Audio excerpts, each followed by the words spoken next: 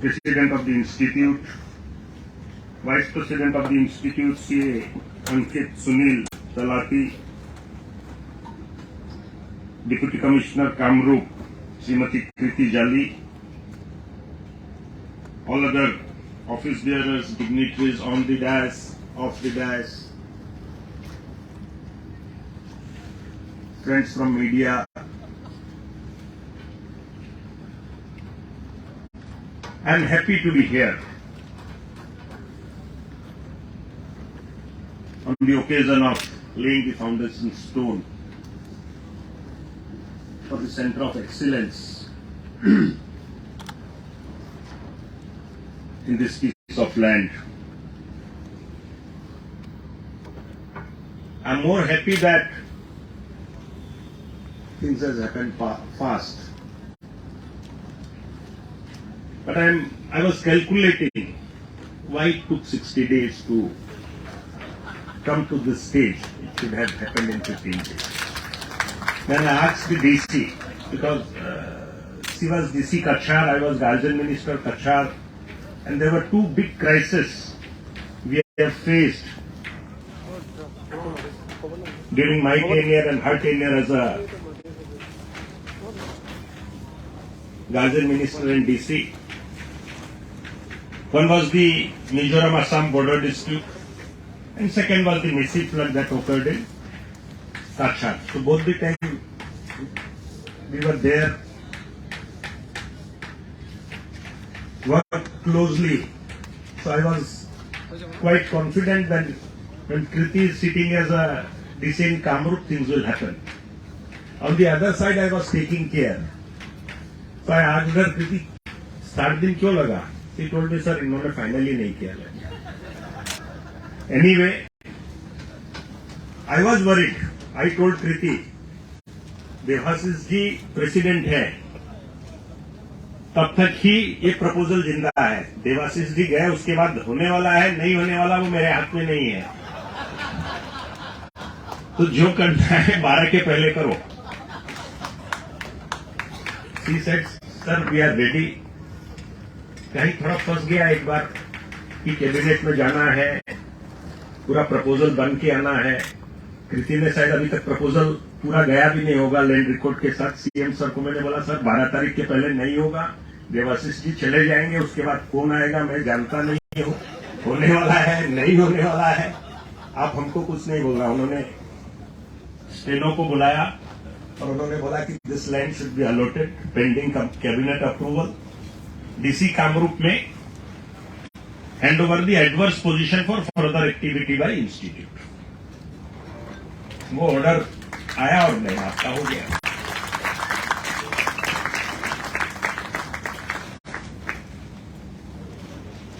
देखो भाई, हमने आपको कुछ दिया है, आपने पूरा प्रशंसा किया. प्रशंसा कर सुनने से बहुत मन खुश होता है, और उतने से काम बनने वाला नहीं है. हमने आपको दिया है, अब हम आपसे मांगने के अधिकारी हो गए हैं. हम चाहते हैं आपका इंस्टीट्यूट सारे भारत में हमारे स्टेट के एम्बेसडर के रूप में आप सारे भारत के उद्योगपतियों को और इन्वेस्टर के पास जाइए और उनको कहिए कि आसाम आइए. और नॉर्थ ईस्ट वो आगे वाला नॉर्थ ईस्ट नहीं है जहां जब दिन होता था सुबह जो लोग उठते थे तो बम के धमाके सुनकर के उठते थे, गोली की आवाज सुनकर के उठते थे. वो आसाम नहीं है, वो नॉर्थ ईस्ट नहीं है. मोदी जी के शासनकाल में लास्ट 9 साल के अंदर, और मैं पूरे अधिकार के साथ बोल रहा हूं कि 1-2 ऑर्गेनाइजेशन को छोड़ के कोई भी उग्रवादी ऑर्गेनाइजेशन आज सक्रिय नहीं है. सभी ने हथियार डाल दिए हैं, शांति समझौता किया है और राष्ट्र की मुख्य धारा में वापस आए. जो ये समय है असम के लिए और नॉर्थ ईस्ट के लिए, ये एक स्वर्णिम काल के जैसा है. भारत के महान प्रधानमंत्री आज जब बात करते हैं नॉर्थ ईस्ट का, तो वो कहते हैं ये अष्टलक्ष्मी है, ये देश की अष्टलक्ष्मी है. 8 प्रदेश ये भारत की अष्टलक्ष्मी है. और वो एक्टिस्ट का बात करते हैं कि देश को अगर मजबूत बनना है और एक पोर्शन कमजोर रह गया तो देश कभी भी मजबूत नहीं बन सकता है, तो इसको मजबूत करना है। और ये देश का वो क्षेत्र है जहां चारों तरफ विदेशी राष्ट्र की सीमा लगती है। नॉर्थ ईस्ट से चाइना की सीमा लग रही है, म्यांमार की सीमा लग रही है, बांग्लादेश की सीमा लग रही है, भूटान की सीमा लग रही है। तो यहां डेवलपमेंट और ज्यादा होना चाहिए, जिससे अलगाववादी ताकतें और देश विरोधी ताकतें, राष्ट्र विरोधी ताकतें यहां पनप नहीं पाए। इसके लिए यहां हम इतना डेवलपमेंट करेंगे कि लोग उन सब बातों के बारे में सोचेंगे नहीं। एक समय था जब नॉर्थ ईस्ट के लोग, हम सब लोग सोचते थे दिल्ली बहुत दूर है,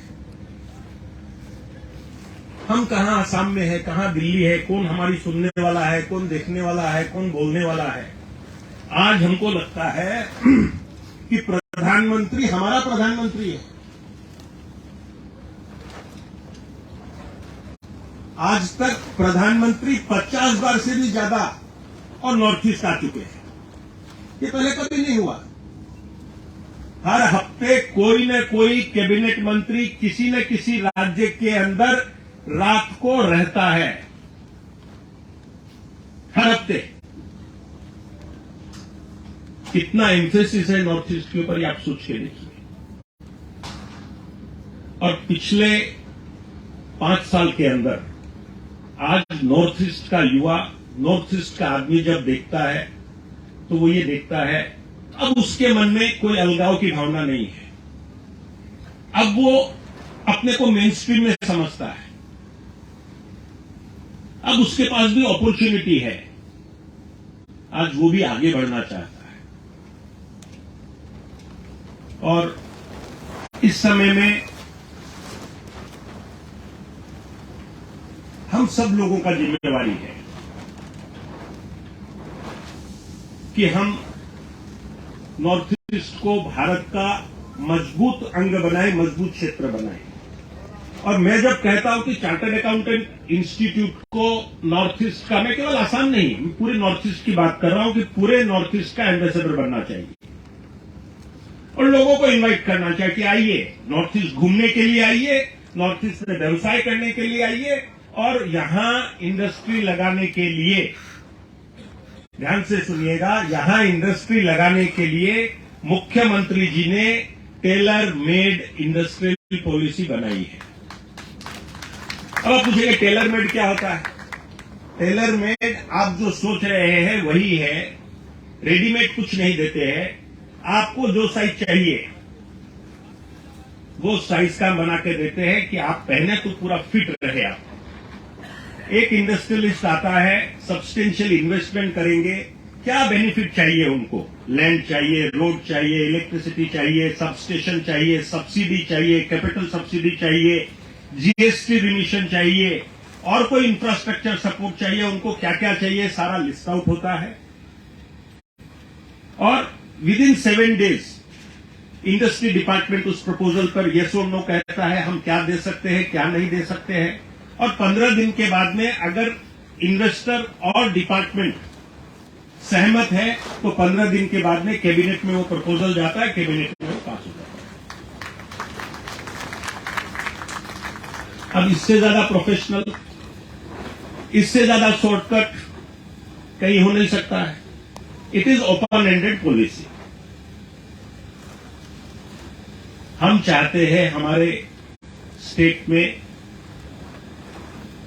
डेवलपमेंट हो। हम लैंडलॉक्ड स्टेट है, देश विभाजन हुआ, देश विभाजन के बाद असम जो है ज्योग्राफिकली हम लैंडलॉक्ड हो गए। चिटागांग पोर्ट से सारा सामान आता था, जाता था और अनफॉर्चुनेट 1950 में जो भूमिकंप हुआ उसके बाद रिवर, जो ब्रह्मपुत्र रिवर का बेड उठ गया, रिवर से भी आना जाना बंद हो गया और अब इंफ्रास्ट्रक्चर भी बहुत सुधर रही है। हम यहां आपके इंस्टीट्यूट से थोड़ी दूर जेटी बन रही है बहुत बड़ी, जिससे कि रिवर से भी व्यापार शुरू हो सके और रेलवे लाइंस भी हम अलग अलग क्षेत्रों में ले जा रहे हैं।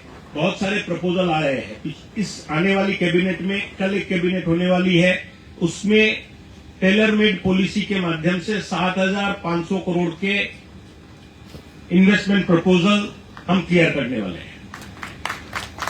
तो हमने, आप ये सोच रहे हैं, आपने प्रशंसा किया, आपका काम पूरा, ऐसा नहीं है भैया। एक हाथ लो, एक हाथ दो, ठीक है ना। तो अभी प्रशंसा किया, उससे हमारा काम होने वाला नहीं है। आप इन्वेस्टर्स को बताइए, आप लोगों को बताइए, बाकी जो करना है वो हम करेंगे।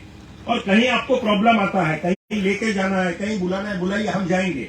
It is purely a government which understands business, which means business.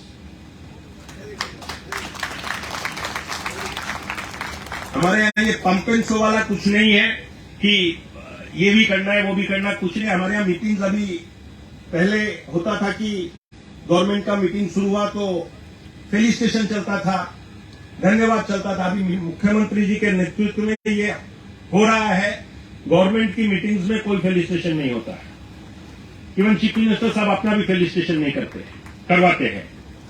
Meeting start होता है स्टेट एंथम से, एंड देन 2 पर्सन स्पीक्स और the meeting ends in 45 to 60 minutes. That's it. वो लंबा मीटिंग चल रहा है and meeting start on time. ये नहीं है 2 घंटा लोग बैठे हैं। तो it is a very professional government. This government means business and we have proved that we mean business. So please help us and come forward to help us. Last almost 2 years, last 20 months rather I would say, we are trying to change the thinking of people. Assam was known as a land of lahe lahe. আপোনালোক সকলোৱে জানে যে অসমক লাহে লাহে হোৱা বুলি দেশ বুলি কোৱা হৈছিল। Now to change that perception, cabinet meetings are hold. We are holding cabinet meetings every week so that no decision is pending.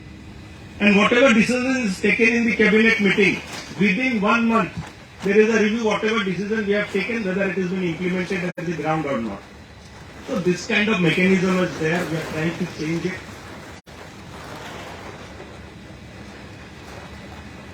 मुख्यमंत्री महोदय ने कुछ दिन पहले मुझे एक और जिम्मेवारी दी है कि आसाम में जो अलगाववादी आंदोलन शुरू हुआ, उग्रवाद शुरू हुआ, उसकी वजह से बहुत सारे लोग जो आसाम में प्रतिष्ठित व्यवसायी थे, जो अच्छा व्यवसाय करते थे, वो लोग आसाम छोड़ करके बाहर चले गए हैं।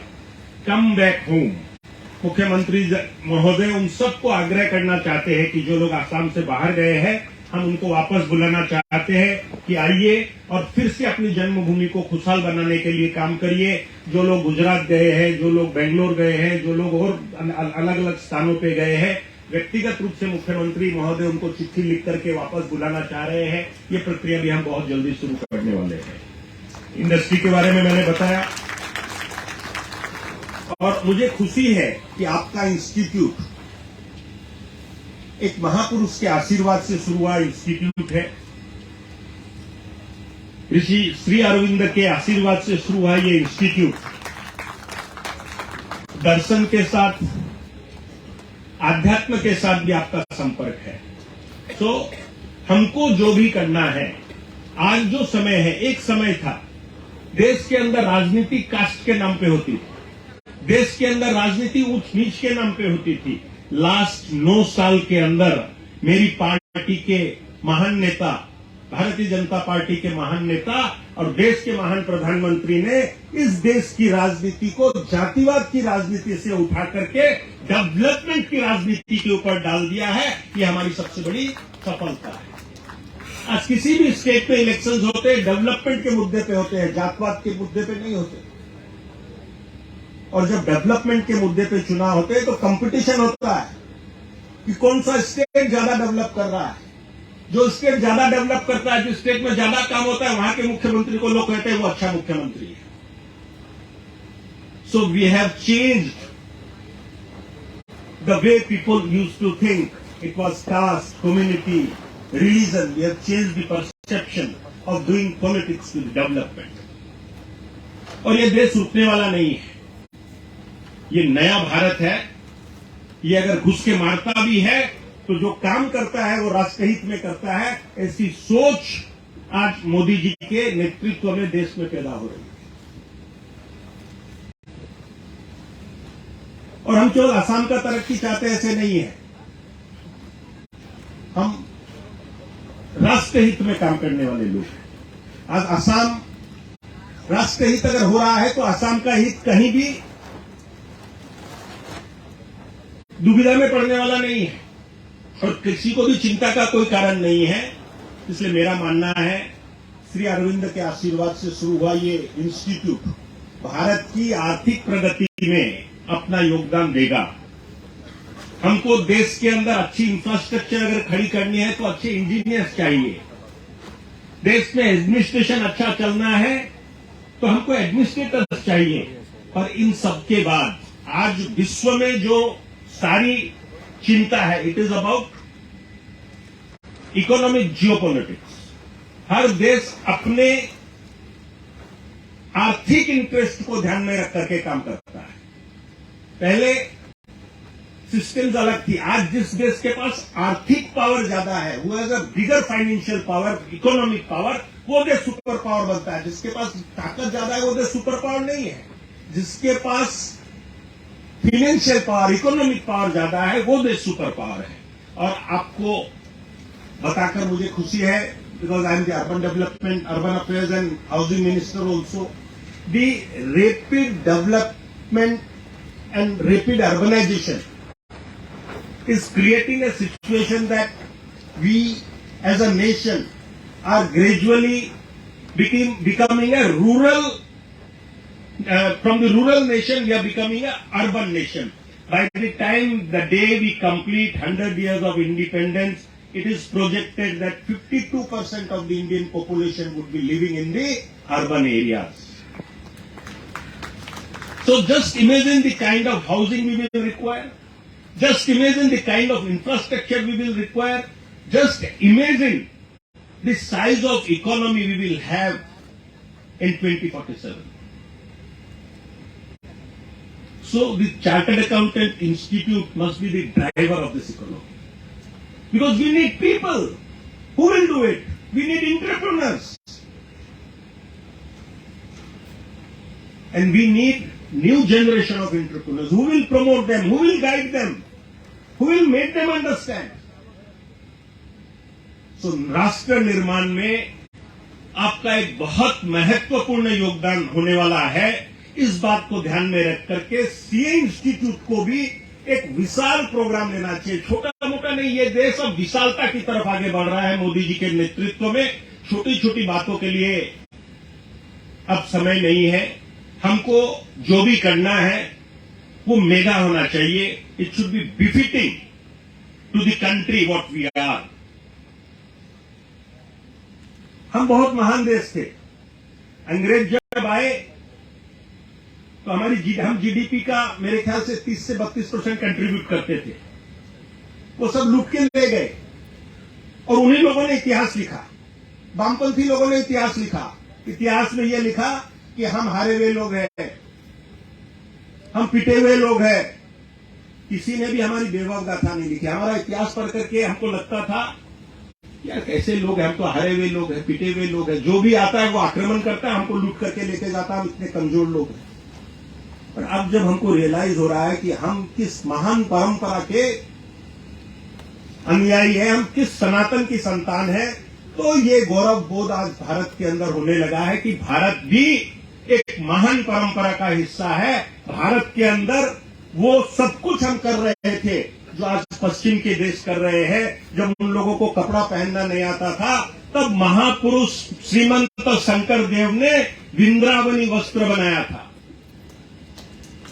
आज के 600 साल पहले महापुरुष श्रीमंत शंकर देव ने वृंदावनी वस्त्र बनाया था। और किस साइज का था, कैसे बनाया होगा, वो यहां नहीं है। अंग्रेज उसको भी लेके गए, वो लंदन के म्यूजियम में है। तो मैं आपको आभास कराना चाहता हूं कि हम हारे हुए और पिटे हुए लोग नहीं हैं। सो देश को महान बनाने के लिए ये जो मोमेंटम शुरू हुआ है, और हम अपने जीवन काल में इस देश को विश्व गुरु बनता हुआ देख रहे हैं, और एक दिन ऐसा आएगा हमारे जीवन काल में होने वाला है कि भारत विश्व गुरु बन गया है। और इसका छोटा सा उदाहरण अगर चाहिए तो दे देता हूं। कोरोना आया, कोरोना जब आया मार्च 20 में, तो सब भारत के अंदर हताशा हो गई थी। ऑक्सीजन नहीं है, हॉस्पिटल में बेड नहीं है, लोग मरने वाले हैं, और लोगों ने प्रचार शुरू किया। लोग मर रहे हैं, गंगा के किनारे मर रहे हैं, ब्रह्मपुत्र के किनारे मर रहे हैं, ये मर रहे हैं। देश के अंदर एक सेक्शन है जो देश को बदनाम करने में जिसको खुशी होता है। देश के अंदर कुछ लोग हैं जो देश की कमजोरी को, देश को नंगा करने में जिनको खुशी मिलता है। और ये सब मोदी जी सहते रहे, और उन्होंने देश के वैज्ञानिकों को आह्वान किया कि देश की 135 करोड़ जनसंख्या के लिए हमको वैक्सीन चाहिए। और दुनिया में जो पहली वैक्सीन आई उसमें भारत की वैक्सीन थी। जब वैक्सीन आई तो उसके ऊपर भी डाउट खड़ा किया गया कि वैक्सीन अच्छी नहीं है, कि वैक्सीन लेंगे तो बीमारी होगी। एक तबका है जो भारत को नीचा दिखाने में, भारत को गिराने में, वो हमारे अंदर से लगा रहता है। हमको खतरा बाहर की ताकतों से नहीं है, हमको खतरा उन लोगों से है जो हमारे साथ रहते हैं और हमारे पीठ पे चक्कू मारते हैं।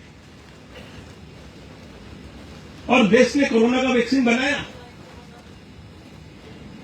135 करोड़ लोगों को मुफ्त में वैक्सीन लगाया, और एक बार नहीं 2 बार लगाया, 2 बार नहीं, उसके बाद बूस्टर भी लगाया। तो ये नया भारत है। और जब पोलियो इरिटेशन का बात चलता था, हम यूएस के सामने भीख मांगते हुए घूमते थे। उस प्रोग्राम का नाम था US mission aid polio free programme.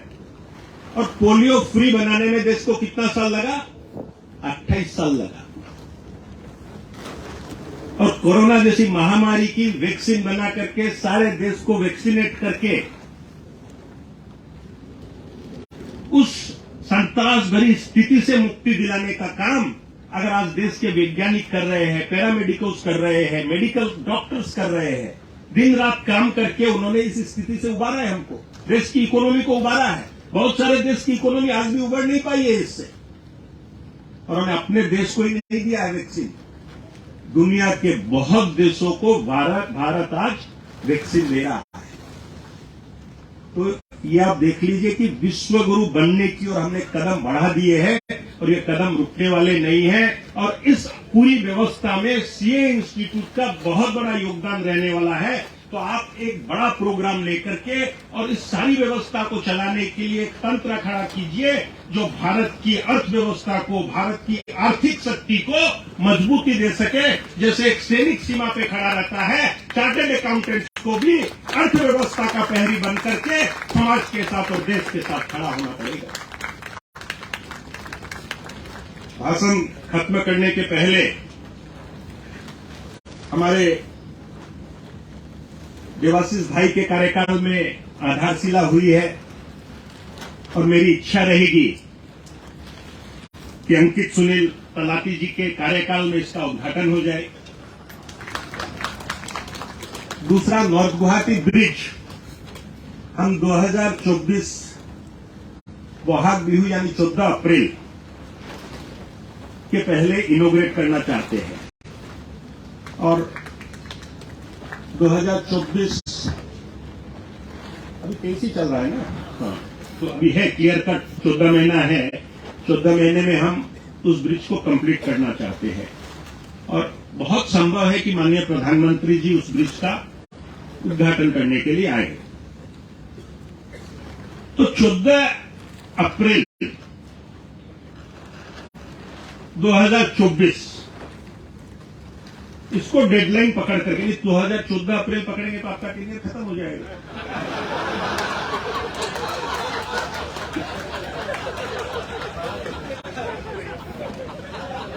तब मकर संक्रांति पकड़ो भैया। 14 जनवरी हमारे यहाँ माघ बिहू होता है, तो उसके आसपास 2 दिन पहले या 2 दिन बाद का डेट लेकर के और इमारत को भव्य बनाइए। चिंता में दरिद्रता, सोच में दरिद्रता, काम में दरिद्रता, अब ये देश बर्दाश्त नहीं करता है। भव्य बनना चाहिए, इतना भव्य इमारत बने कि हम लोगों को कह सके। और ये सारा आप अपने इंस्टीट्यूट के पैसे से बनाने वाले हैं, गवर्नमेंट से कोई ग्रांट लेने वाले नहीं है। तो इतना भव्य इमारत बनाइए कि हम लोगों को कह सके कि अर्बन अफेयर्स मिनिस्टर के नाते मैंने इतनी भव्य इमारत आसाम में बनवा करके चार्टर्ड अकाउंटेंट एसोसिएशन से दी। It should not be only the center of excellence. It should be an excellent architecture also, with good landscape. And I promise you, in next 3 years, this will be as great as BKC in Bombay. So 3 years, I know how many institutions are coming up. You have AIIMS coming up nearby. You have IIT nearby. So just closed door, you have IIT. You have closed door AIIMS. Then institute has come. We have planned lot many things here. Believe me, this area will be more developed than mainland Guwahati.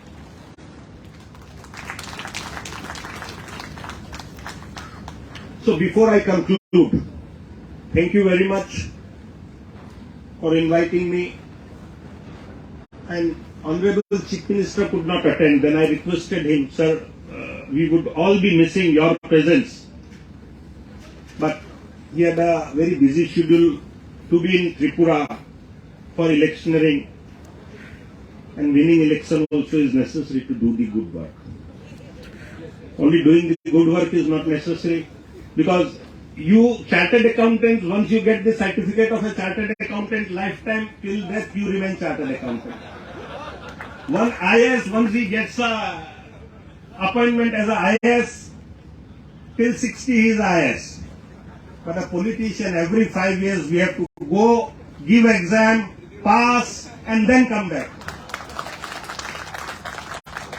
So I am very happy to be here. और अंकित भाई, गुजरात का और आसाम का बहुत पुराना relation है, तो कहीं आपको ये नहीं लगे कि वेस्ट से पूरे ईस्ट में आए हैं। गुजरात का और आसाम का आज का नहीं, महाभारत काल से रिलेशन है। प्रभु कृष्ण की पटरानी रुक्मिणी वो हमारे आसाम से थी। और एक बता दूं कि बलराम के नाती अनिरुद्ध, उन्होंने भी जो राजकन्या उषा से विवाह किया, वो भी सोनितपुर तेजपुर से थी, वो भी आसाम से थी। तो हमारा आपका संपर्क महाभारत काल से है, और आप देवाशीष जी को सक्सीड कर रहे हैं, और आपके कार्यकाल में इसका उद्घाटन होने वाला है। तो महाभारत काल से चला रहा ये संपर्क आप और मजबूत करेंगे, ऐसी मैं इच्छा रखता हूं।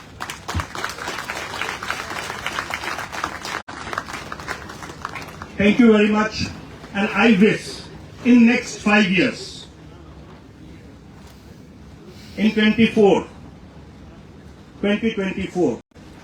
I will invite your institute to hold All India National Conference of Chartered Accountant Institute in Guwahati, so that we can present Guwahati to you, present Assam to you, and that will generate a lot of investors' interest. Whatever nowadays we are doing, it is Assam-centric, development-centric. We are very much focused. Chief Minister is very much focused, and under his leadership, we are making a Assam which every Assamese will be proud of, and everybody will proudly say that I am Assamese. মই অসমীয়া গৰ্বৰে ক'ব পাৰা এই অৱস্থা মাননীয় মুখ্যমন্ত্ৰী ডাঙৰীয়াৰ নেতৃত্বত আমি আনাৰ চেষ্টা কৰি আছো। এক স্বাৱলম্বী অসম, নিজৰ ভৰিত থিয় হৈ থকা অসম, প্ৰগতিশীল অসম, আত্মনিৰ্ভৰশীল অসম আৰু আত্মস্বাভিমানী অসম গঢ়াৰ যিটো চেষ্টা মাননীয় মুখ্যমন্ত্ৰী ডাঙৰীয়াৰ নেতৃত্বত হৈ আছে, তাত সকলোৰে আশীৰ্বাদ বিচাৰি নিজৰ বাণীক বিৰাম দিছো। ধন্যবাদ, নমস্কাৰ, ভাৰত মাতা কি জয়।